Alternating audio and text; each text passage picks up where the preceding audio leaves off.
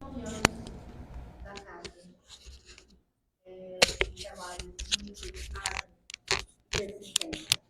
Então, é um prazer tê-los aqui hoje, né? Não só para essa palestra, mas também para nós comemorarmos a fundação dessa casa.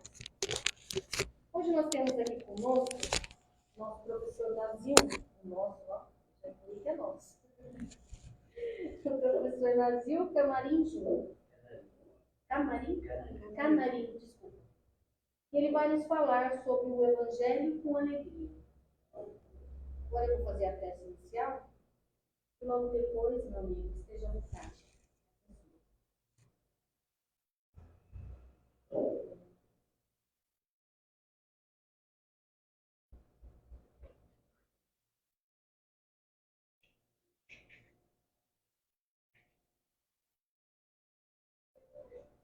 Vamos elevar os nossos pensamentos a Deus, nosso Pai, ao nosso Mestre Jesus, agradecer a espiritualidade maior que nos assiste, pedir permissão ao nosso Mestre para que eles possam se fazer presente, possam nos ajudar no estudo dessa noite, possamos entender para colocar em prática da melhor maneira possível que nos for passada essa noite. Pedir a Deus que nos abençoe, nos ampare, nos proteja, tanto nós encarnados quanto os desencarnados. Possamos sair daqui melhores do que entramos. Possamos, ao retornar aos nossos lares, mais ricos de aprendizado. Que Deus possa nos amparar, possa abençoar essa noite de hoje. Que está sendo tão especial, porque comemoramos mais um ano de fundação. Que os bons amigos espirituais estejam conosco. Assim seja. Fique à vontade, meu amigo.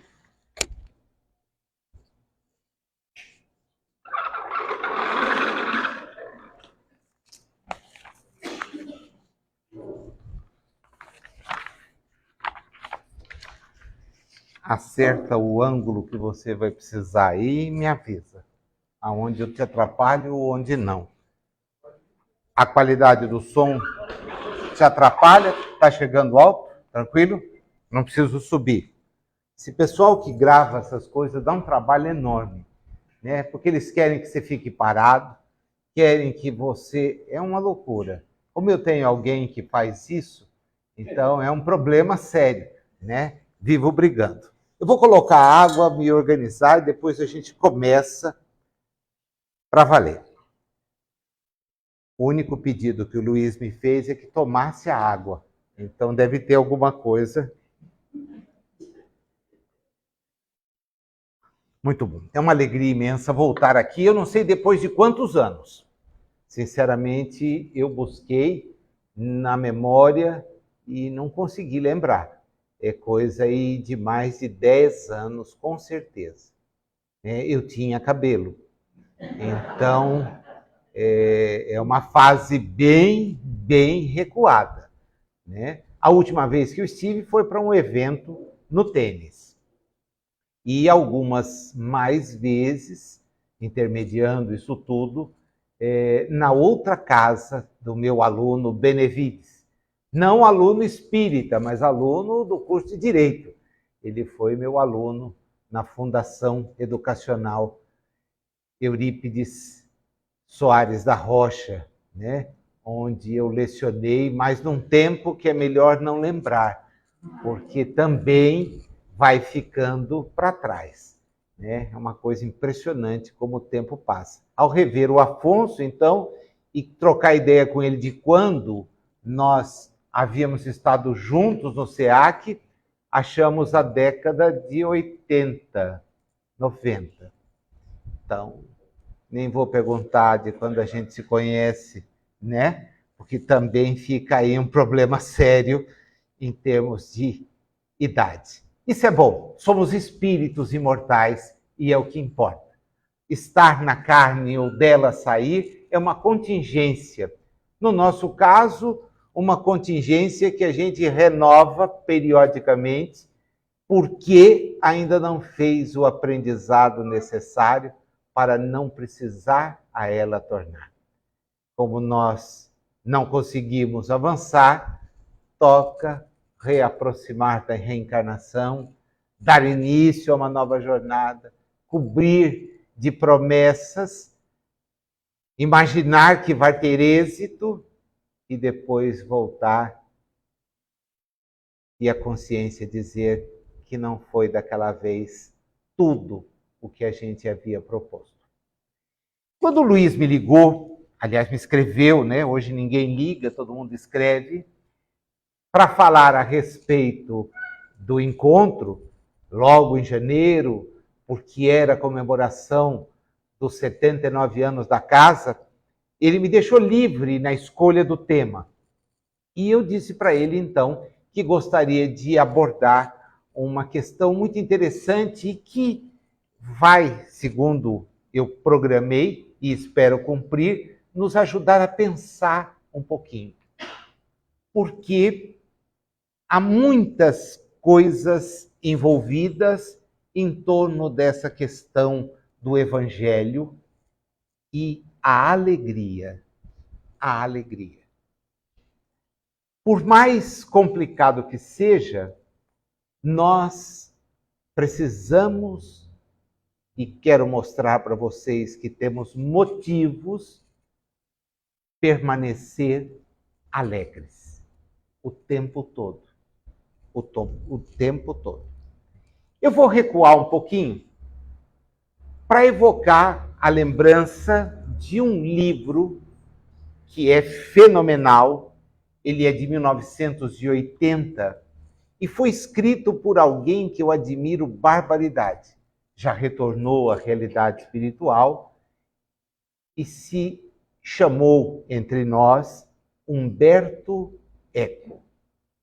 Uma criatura fantástica, uma inteligência notável, uma capacidade de pesquisa, de síntese fenomenal.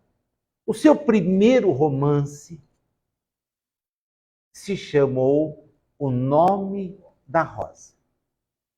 E que depois, mais tarde, Jean-Jacques Arnaud, contando com Sean Connery, imortalizou num filme. Um filme que todo mundo aqui certamente viu. Ele é de 1986.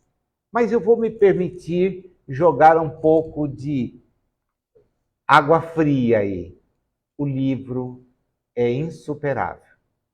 A interpretação que está na tela é muito interessante, mas as 600 páginas do livro não conseguem ser traduzidas em 2 horas de projeção.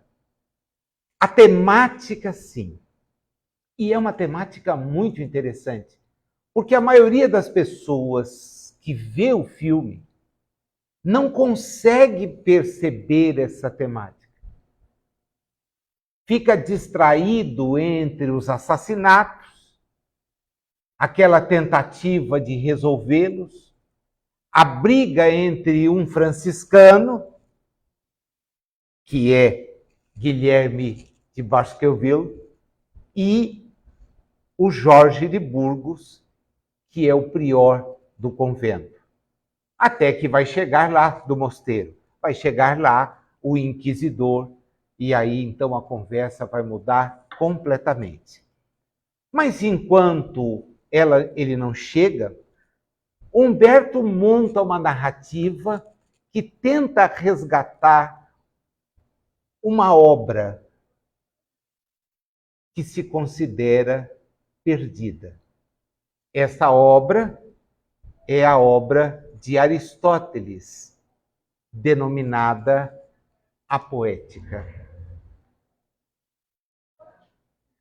Aristóteles escreveu... Oh!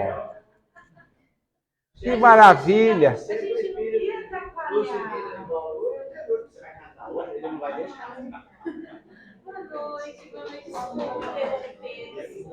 Vou ter que começar outra vez. Não. Gente, perdão, a gente atrasou.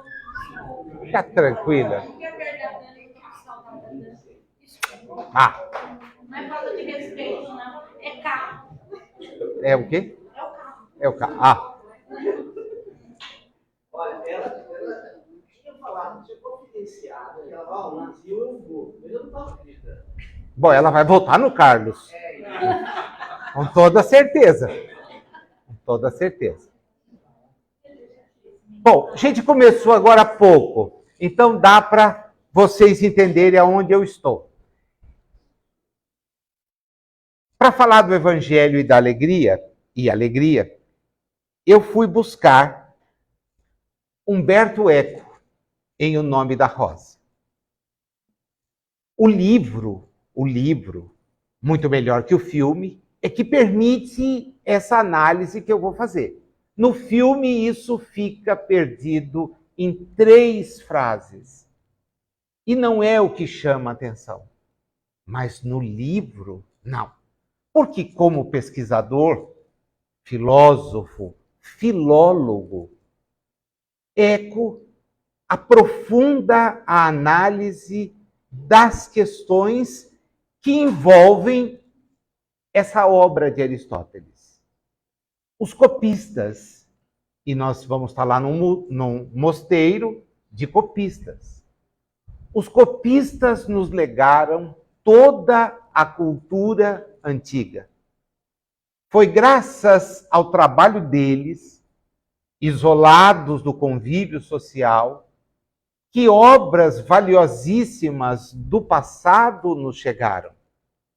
Nós temos que considerar o mundo como um mundo de pessoas com incapacidade de ler, incapacidade de escrever. Não por acaso, nas páginas do Evangelho, 2 figuras têm destaque: o doutor da lei e o escriba. O escriba é o único na comunidade capaz de registrar aquela que é a história em curso. Foram os escribas que nos legaram as narrativas atribuídas a Moisés e a outros que compõem a Torá, que depois a igreja vai aproveitar para transformar na Vulgata, e que hoje tem versões múltiplas chamadas Bíblia. A questão-chave ali é que Aristóteles, que nos legou obras fantásticas, era um espírito detalhista e detalhador, ele resolve escrever sobre a poética, a arte da expressão cultural que os gregos mantinham. E a poética se expressava notadamente nas tragédias, que eram peças representadas com histórias a respeito da vida pregressa imaginada, mas também dos problemas da pessoa humana. São espíritos que nos ajudam e são precursores da vinda de Jesus. Aproveitando-se do conhecimento que detinham, esses espíritos vão semear em vários lugares a capacidade do homem pensar. Porque o espírito natural da Terra, aquele que André Luiz descreve em Evolução e Dois Mundos, ele ainda está em estágios muito pequenos de conhecimento e de capacidade. São esses espíritos que vêm de outras casas do Pai que ajudam esse processo. E Aristóteles era um deles.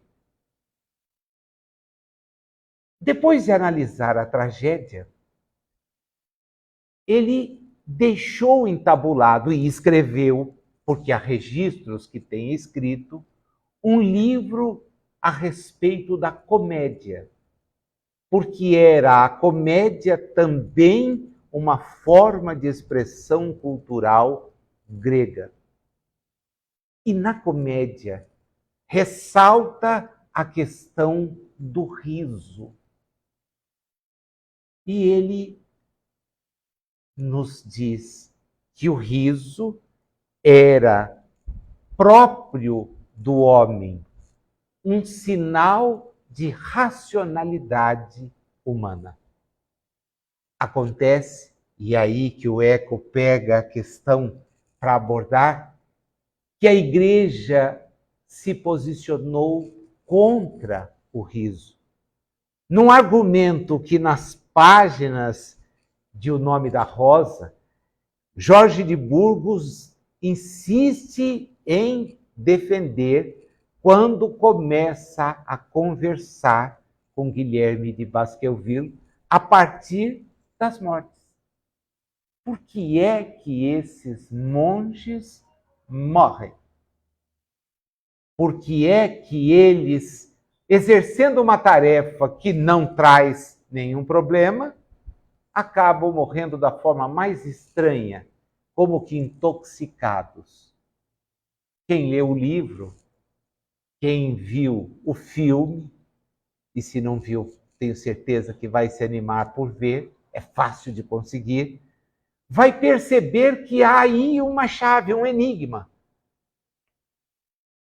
O cinema chama atenção para isso, mas a obra chama atenção para outra coisa. Porque, como revela Eco, aqueles monges, ao lado de outras tantas obras destruídas, talvez tivessem acesso ao tratado que foi perdido. Porque a igreja, olhando para Aristóteles, assim como olhou para outros pensadores, entendeu que eles não contribuíam para a fé. Porque eles levavam o homem a pensar. E todas as vezes que o homem pensa, nem a religião, nem a política dele quer se aproximar. Porque ele passa a questionar. Ele quer saber a razão das coisas. Ele quer perguntar. Isso não é conveniente para quem quer ter o domínio. E nós sabemos que seja a política, que para os gregos era a arte do bem comum. As melhores pessoas iam exercer a função em favor das outras. Da mesma forma como a religião deveria servir não para domínio, mas para a libertação, para a evolução. E a igreja fecha tanto isso, que ela vai, através da palavra do Jorge de Burgos, dentro do contexto do livro, dizer: o riso é uma fonte de dúvida. E se ele não for proibido, se ele for livremente permitido, ele vai afrontar a adversidade do dia a dia. A justificativa teológica, mas não lógica, é de que o riso mata o temor. E se matar o temor, desaparece a fé. Se eu não temer alguma coisa, o fogo do inferno, a perdição, o abandono, eu não vou crer. Eu não vou crer. E Aristóteles dizia exatamente o contrário. O riso é um sinal de racionalidade do homem. Ele consegue parar e pensar os seus problemas e divertir-se com eles, porque sabe que está aprendendo. Num dos trechos interessantes do livro, o diretor do mosteiro diz para o visitante: imagina, Jesus nunca riu. Não há um traço de que ele tivesse dado uma risada ao longo da sua vida. E se ele, como pensam os cristãos, é Deus, ele não pode então ter criado o riso. O riso é uma criação da personagem mais famosa do mundo, pelo menos para aqueles que se dizem acreditadores. Eu não vou usar uma outra palavra para não ser ofensivo, né? A palavra de que é o maligno que domina o mundo. E ele tem mais ibope do que o próprio Criador. E essa é uma grande baboseira, uma grande inverdade.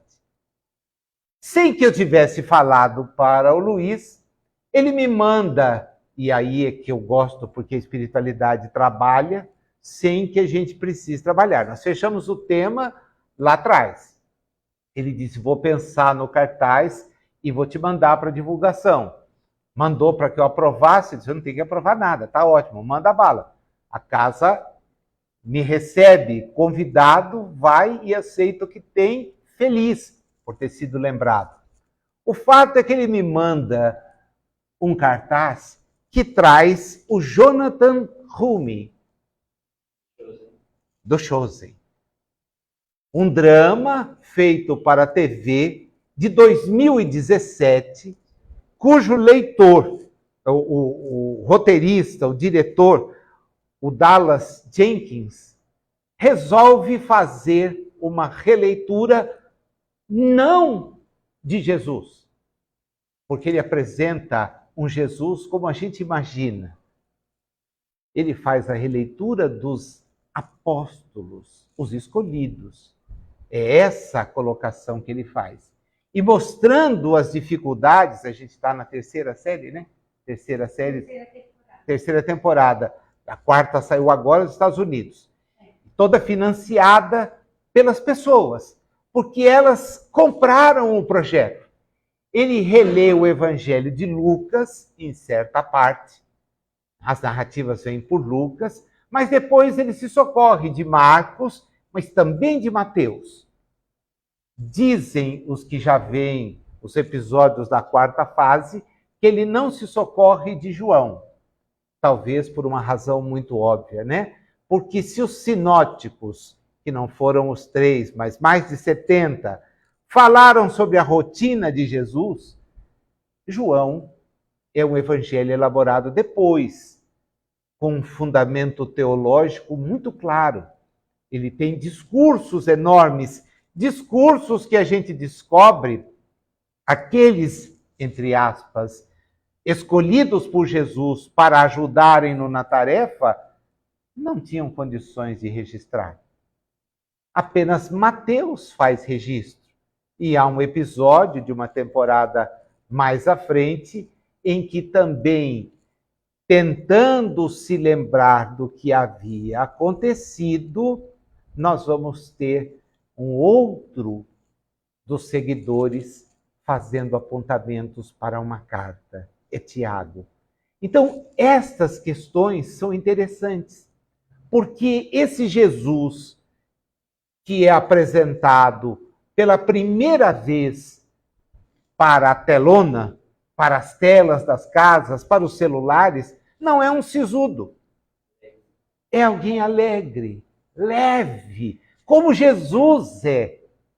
A figura taciturna é uma figura criada por essa ideia de que nós não podemos ter liberdade para viver com alegria, porque somos criaturas decaídas, involuídas, perdidas, quando tudo isso é uma invenção de quem quer ter o controle sobre corações e sobre mentes. Somos espíritos em jornada evolutiva. E aí foi que eu me lembrei que Emmanuel, numa página belíssima, que tem o mesmo nome da nossa conversa, ela se chama Evangelho e Alegria, ele nos mostra que toda a narrativa é uma narrativa de alegria, de felicidade. E é o contrário que é passado. Eu tenho amigos que vivem de atividades religiosas, não espíritas, mas também tenho espíritas que se comportam assim, extremamente tristes, sofridos, temerosos de tudo. Temem julgamentos, temem condenações, temem juízos, quando na verdade tudo isso é de uma relatividade imensa. Nós aprendemos, e quando entendermos isso, mudará completamente a nossa visão, que é a consciência, isto é, a lembrança do que fiz e a responsabilização pelo que fiz, que caracterizam o espírito. Portanto, o motivo de descobrir isso tudo é motivo de felicidade, não do contrário, não de tristeza. Eu queria então com vocês caminhar com Emmanuel, porque ele pega todos os episódios que estão nas narrativas, entendendo que os evangelhos trazem uma dificuldade imensa. Vamos partir de Allan Kardec. O livro mais difícil a ser escrito, o Evangelho. Mas por quê? Na introdução ele afirma: de Jesus não se sabia nada. É verdade. Ele era alguém numa província distanciada do centro do interesse da vida no mundo. O centro era Roma. Ele não tem relevância. Segundo, ele não é importante. Jean Croissant escreve uma biografia lindíssima, um judeu marginal chamado Jesus, porque é alguém da margem, da fralda do império. Um lugar que deu tanto trabalho que os romanos resolveram ir lá, destruir tudo, e os que não mataram puseram para ir embora numa diáspora, numa separação que durou até 1945. Aquele projeto romano só terminou em 1945. E hoje, quando a gente olha para aquela região, sente uma tristeza imensa, porque não há paz. E toda a volta dos hebreus para aquela região tinha o propósito da paz. Uma paz que não há para eles, não há para aqueles que ali estavam. Numa cena triste de destruição, de desconfiança. E isto tudo é fruto, então, desse raciocínio. Mas Emmanuel pega e diz: quem pensa que o Evangelho é tristeza e amargura, está errado. E ele fala com a experiência das reencarnações. Foi o sacerdócio que impregnou o horizonte cristão de nuvens sombrias, com certas etiquetas do culto exterior que nada acrescentam ao interior. E eu me lembro da minha infância, vovó católica, cada barbaridade. E quando eu questionava, ouvia dela advertências duras. Imagina ouvir música na Semana Santa. Mas qual o problema de ouvir uma música? Não. As imagens cobertas. As de casa tinham as roupinhas roxas horríveis. E vinha lá Nossa Senhora Aparecida, de quem ela era fã, até certo ponto, que depois, se eu conseguir trazê-la para o Espiritismo, coberta. Mas por quê? Porque a Semana é Santa. Não se fala alto. Não se come isto. E quando eu perguntei a um padre qual a razão pela qual o peixe não era considerado carne, ele disse para mim: você está sobrando aqui. Esse tipo de pergunta não pode ser feita. Eu falei: mas como não? A gente estava numa reunião pública.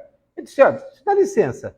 Até onde eu conheço de biologia, e não é muito, mas eu estudei 11 anos, né? Ensino fundamental, médio. O peixe é carne. Mas não é a carne que... Eu falei: o senhor não está esquecendo que essa é uma transação que envolveu Vieira e os hebreus que moravam no norte da Europa e que para voltar a contribuir impuseram comer peixe salgado. Não, mas isso é um assunto para não é comentar aqui. Né? Depois da reunião, ele me chamou, mas espinafrou. Eu falei, olha, foi ótimo, porque a partir de hoje eu não venho mais. Estou feliz. O senhor não tem respostas para aquilo que eu tenho de dúvida. E quando eu não encontro respostas, o melhor caminho é o da porta que eu entrei. E fui embora. Porque as dúvidas, elas não podem ser tratadas como se fossem dúvidas que vão botar abaixo um edifício. O edifício sólido não teme questionamento. Dá para entender por que Kardec começou o seu trabalho justamente aí, na pergunta. Na pergunta. No esclarecimento. O tempo todo usando a mesma técnica que os gregos usaram a vida toda nas escolas, nas academias. A dúvida. O só sei que nada sei decorre exatamente de perguntar tanto que você descobre que o seu conhecimento não é um conhecimento estruturado. Eu sou professor universitário há mais, segundo o INSS, há 36 anos. Né? 36 anos. O INSS diz isso, então, tranquilo. E ele diz, a universidade vive da dúvida, não da resposta. Quando os meus orientandos, em que nível for, vêm conversar, a primeira coisa que eu... Qual é a sua dúvida?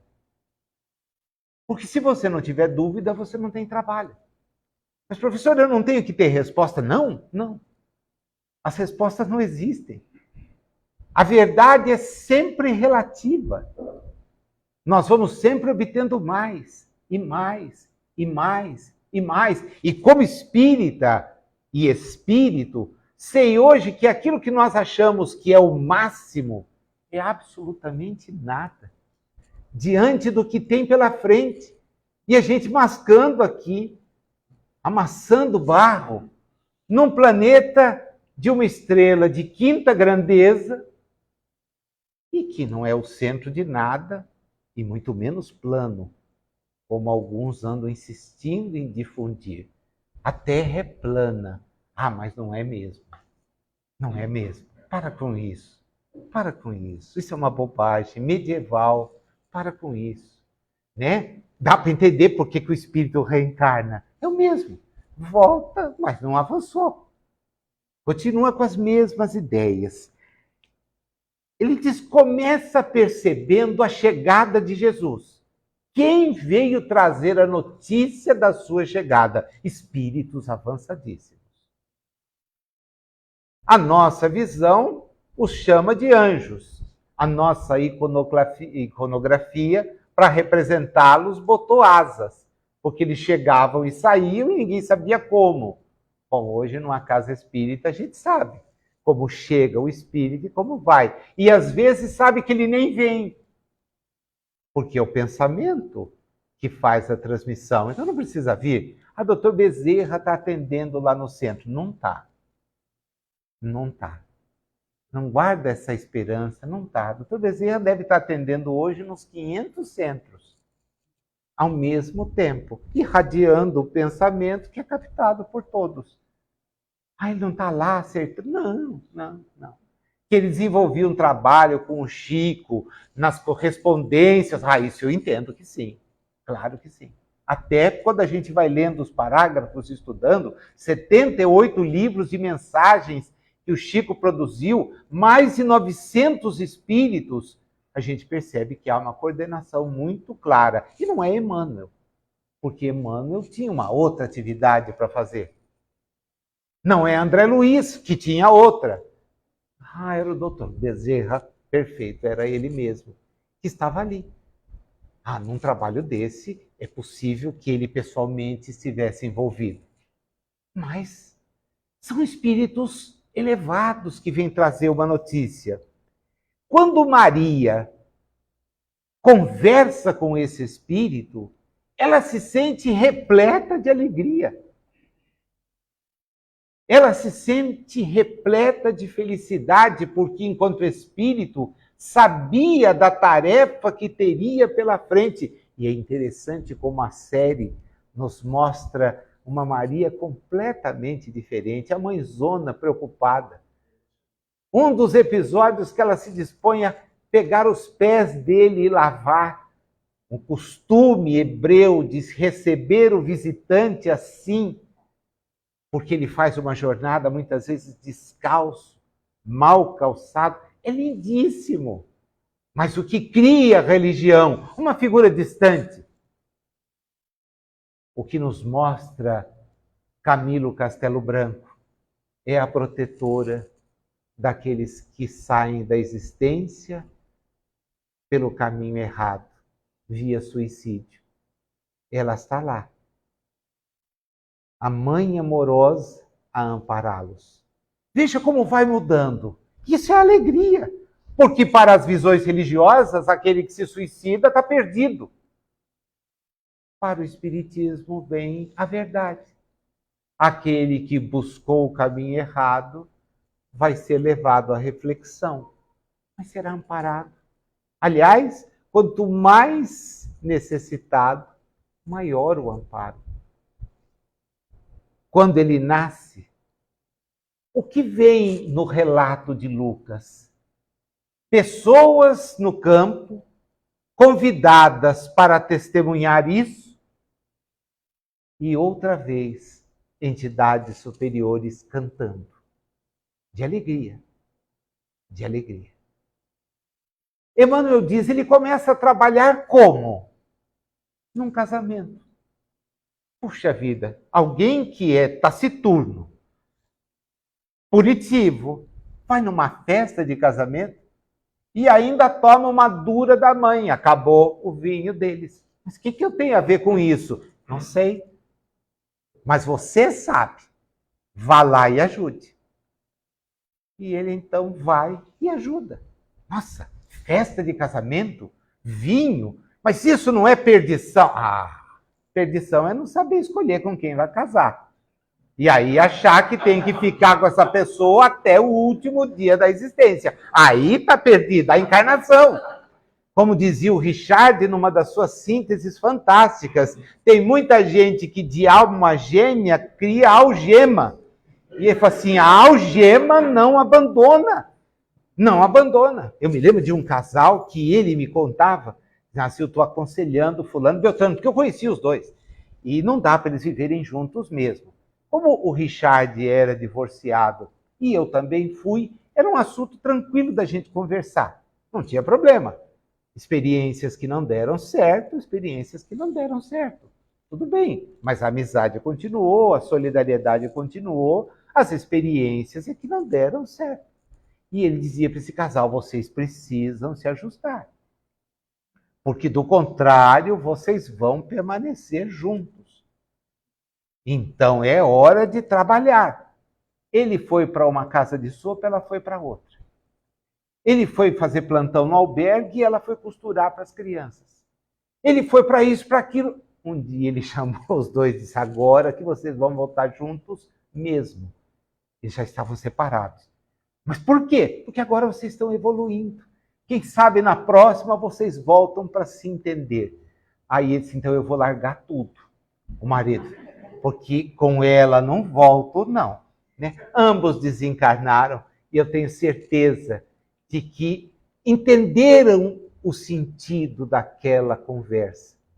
Que não era uma conversa para estimular ninguém a se afastar, mas era uma conversa para chamar a racionalidade. Jesus, num casamento, não apenas valoriza a família, como nos fala de que a alegria é algo mais do que claro. Ele, e essa acho que é a passagem mais bonita que tem na mensagem de Emmanuel, entendendo que um templo de pedra, onde se insiste em dizer que Deus está, não era suficiente para conter a sua mensagem, foi pregar na beira do lago e pregava na natureza. Há templo melhor do que este? Não, não. Tanto que eu me assusto quando eu vejo espírita muito preocupado com casa espírita. Casa espírita. Né? Não vou criticar quem constrói centro. Pelo contrário, é bom a gente ter um lugar para se reunir. Mas isso não é o mais importante, porque a gente tem que ser espírita onde está. Ah, minha casa é enorme, tem 500, 600 pessoas na reunião. Bom, mas se vive espiritismo ou vai o povo só para tomar passe? Faz a fila para quê? Para ajudar? Ou a gente tem que se virar com outra coisa porque ninguém contribui com a cesta básica? O verdadeiro espírita não precisa de um lugar. Aliás, Jesus nos ensinou para a mulher da Samaria. É linda essa interpretação na série. Porque ele faz uma leitura que é uma leitura completamente enviesada daquilo que está na narrativa. Quando os seus seguidores começam a se aproximar, eles dizem, nós vamos para um lugar onde nós não somos bem-vindos. Eles falam, como? Nós vamos começar por aí? Eu tenho uma tarefa aí. E na beira do poço de Sicar, uma cisão entre hebreus e samaritanos, ele dá início à sua tarefa de curar, de amparar e de esclarecer. Completamente diferente. Não reservou. E na mensagem mais bonita do seu evangelho, que é a do samaritano, ele conta que não há escolhidos. Porque o homem que está na beira do caminho não é socorrido por ninguém que fazia parte do seu grupo. Nem o sacerdote, nem aquele que trabalhava no templo, o levita. Ele é socorrido por um estranho. Um estranho. Que vinha de um lugar inimigo, mas que acolhe, ampara, instala, protege e ainda assume o compromisso de voltar depois para resgatar. E ele então pergunta para os doutores da lei, quem é que fez o bem para ele? E eles não têm como fugir. E não podem dizer que é o homem da Samaria. Dizem, o último, aquele que o amparou. Eu disse, então, façam o mesmo. Se vocês quiserem ser agradáveis a Deus, façam o mesmo. Tudo aquilo que ele faz é uma coisa fantástica. Então, Emmanuel diz, imagine a alegria de um doente curado. Nós sabemos o que é isso. Quando tomamos um único remédio. Agora, imagina numa época em que não haviam remédios, o influxo do passe de Jesus curar as pessoas. Como é que essas pessoas voltavam para casa? Imagine o leproso, que à época deveria ficar no vale da Geena, esperando que o fogo fosse atirado e morrer queimado, porque ninguém lhe daria nada, ter a sua pele de novo restaurada e ter a recomendação, volte, vá mostrar seus sacerdotes para ver se você ainda está impedido de conviver. Isso não é alegria? Isso não é felicidade? Que história é essa de que visão religiosa tem que ser triste? Que partilhar de um ambiente, de uma coisa assim, é sinônimo de ser de mal com a vida, afastado de tudo. E se vocês pararem para pensar, o último gesto que ele faz é aquele que nós começamos.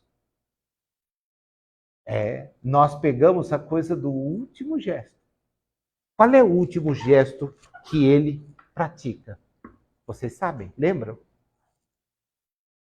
Vamos lá, agora vamos saber se o pessoal aqui leu alguma coisa. Se eu te atrapalhar no foco, fica frio, tá? É assim mesmo comigo. Fiquei quietíssimo aqui. Qual é a última coisa? Por onde começa o Espiritismo? Do último ato dele. Qual é o último ato? Eu vou, mas volto. Você vai ser morto. Não. Eu volto. Eu volto. Já já estou com vocês. Ninguém volta. Eu volto.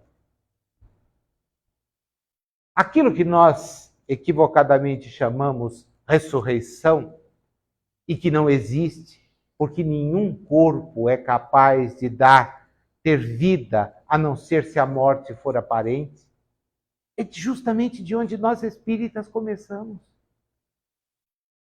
Quando os espíritos se aproximaram das mesas e despertaram Allan Kardec, eles vieram demonstrar que tudo aquilo que Jesus havia não só prometido como comprovado é uma realidade, e não é uma realidade de um ser acima daquilo que somos. A única exceção a isso tudo é o que nós não compreendemos, que é Deus. Mas Jesus não é Deus. Todos os seres obedecem a um mesmo caminho evolutivo. Saem do mais simples e se dirigem à máxima perfectibilidade. Jesus está no nível que lhe permite dirigir um grupo grande de espíritos e de outros seres no sentido de fazê-los avançar. E ele foi claro, a morte não existe. E para mostrar isso, ele voltou. Eles não detinham condições de entender aquilo, como muitas vezes acho que nós espíritas ainda não detemos hoje. Do que representa isso? Porque eu ouço as pessoas me falarem, olha, quando eu for espírito, como é que é? Quando eu for espírito. Poxa, você vem no centro há quanto tempo? Eu sou aqui frequentador antigo. Não entendeu nada. Nada. Ele morreu, perdi. Não entendeu nada. Ninguém é proibido de sentir a saudade dos que partiram. Porém, ninguém nos abandonou. Pelo contrário. É muito pelo contrário. Então, é daquele ponto final que ninguém conseguiu entender que o Espiritismo começa. E começa justamente para voltar lá e amarrar tudo aquilo que não é claro, porque foi escondido com uma teologia barata, quando ela existe. Porque muitas vezes nem teologia há. A teologia que oprime não tem mais sentido. Aquela que não tem nem fundamento, então, me desculpem. Nós começamos de onde aquilo culminou. Nós somos os espíritos imortais. Nós. Estamos descobrindo isto, motivo pelo qual não há espaço para que a gente seja triste. Mas eu estou ficando doente, velho. A oportunidade está encerrando. Você soube aproveitá-la? Porque aí agora a consciência pesa. É a razão pela qual eu entendo o espírito temendo desencarnar. O espírita temendo desencarnar é isso, ele sabe que não aproveitou bem. Aí não tem jeito, é a própria consciência. Porque quando a gente sabe muito, a conta é cavalar. A conta é cavalar. Quando a gente não sabe nada, tudo bem. Dizia seu Laércio Mulatti, lá do SEAC, que cuidava da biblioteca. Eu não sei por que eu fui reencarnar espírita. Eu não sei. Porque chega de noite eu não durmo, preocupado com o que eu sei e não aplico. Ótimo. Resultado, chegamos no ponto certo. É isso mesmo. Porque o que nós sabemos não nos permite mais ter tristeza. Aquilo que é o ponto em que todo mundo se entristece, nós sabemos que não é. Eu falei agora há pouco das cartas que consolaram. E para as quais o Chico dedicou mais de 30 anos de trabalho. Mais de 30 anos. Todas as sextas-feiras, ele se recolhia e atendia a uma fila quilométrica de pessoas.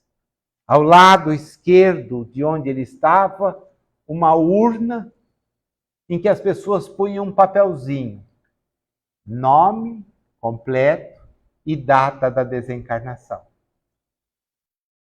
Às vezes colocavam no bolso dele, ele passava para alguém e essa pessoa colocava lá na urna. Ele se isolava, 6, 8 horas depois voltava, com um calhamaço. Tem alguém aí da família do fulano de tal?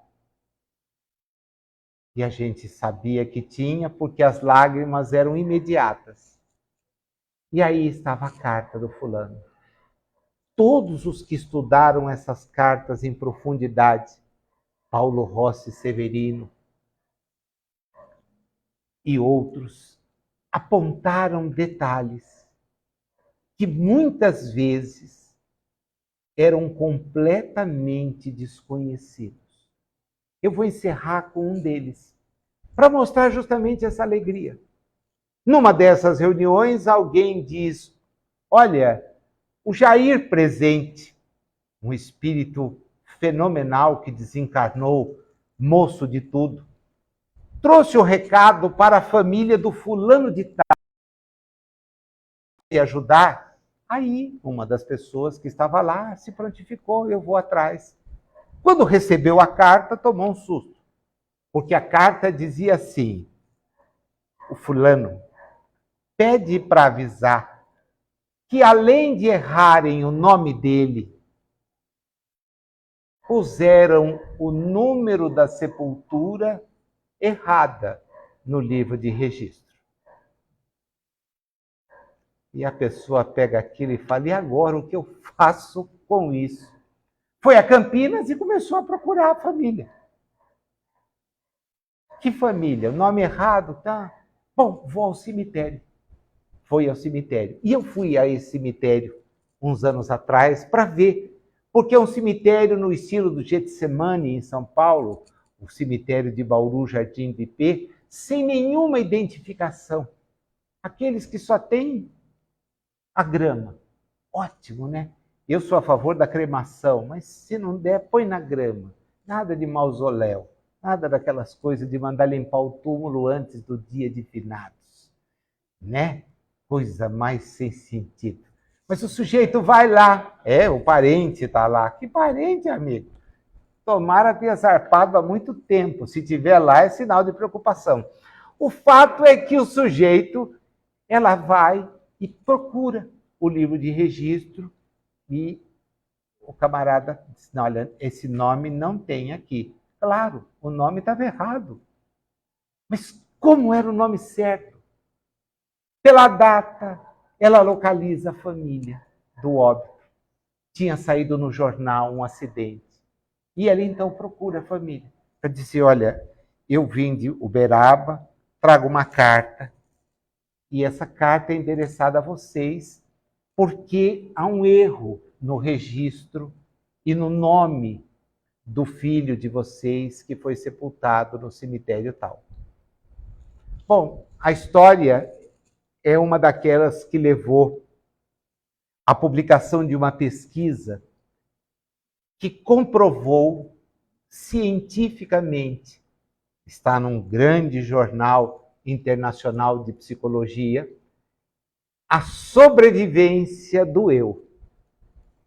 Esse trabalho, que tem professores de Juiz de Fora à frente, doutor Alexandre particularmente, conseguiu convencer os editores da publicação de que havia sobrevivência de alguma coisa ali. Porque o nome era errado e o número do jazigo estava errado também. O detalhe: o espírito dá os dados certos. No cemitério estavam os dados errados. A pergunta é: quem informou sobre esse erro? Vocês sabem a resposta. Não foi ninguém da família. Não estava lá, nem sabia. Não foi a moça que levou a carta. Tadinha, não sabia nem quem era.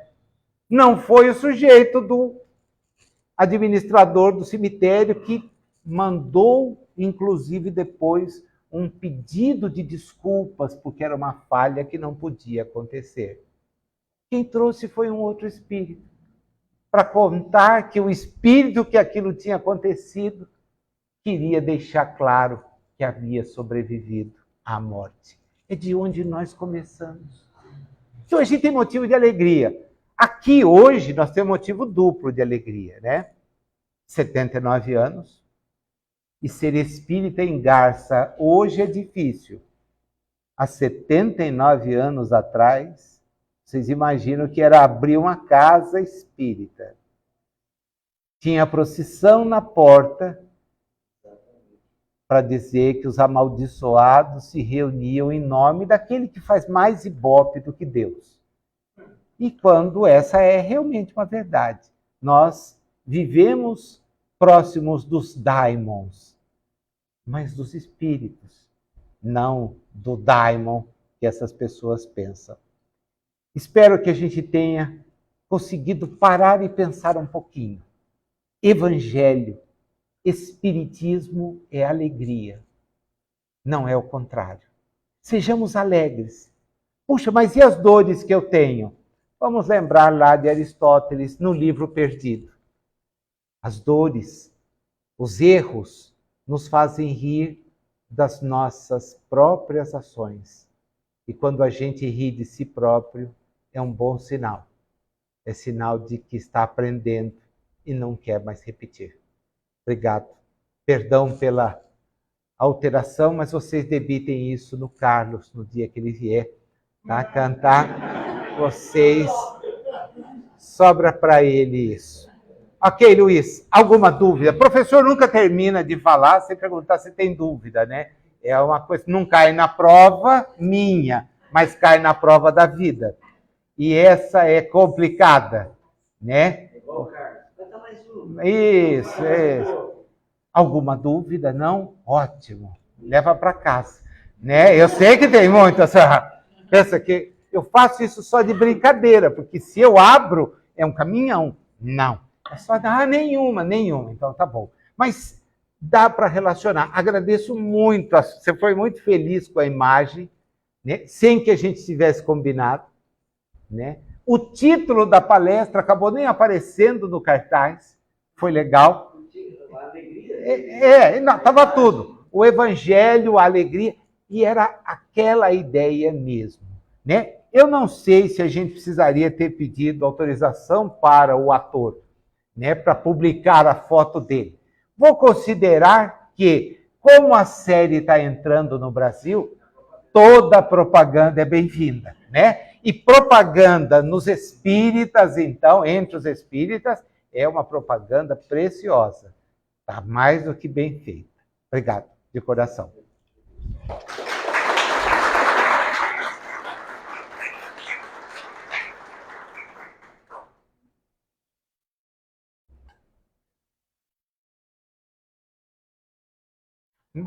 Fica aí. É lugar do Afonso.